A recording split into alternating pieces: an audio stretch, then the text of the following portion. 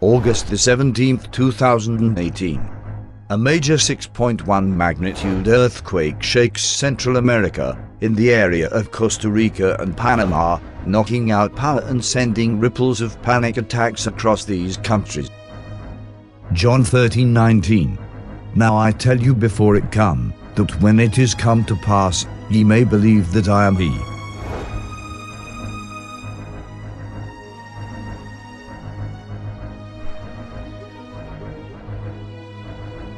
Prophecy, August 15, 2018.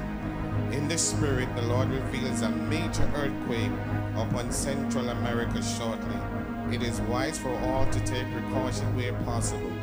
Mankind need to repent of our sins and turn to Jesus Christ, God Almighty, for eternal salvation, the only one who can credibly reveal things to come. John 13:19.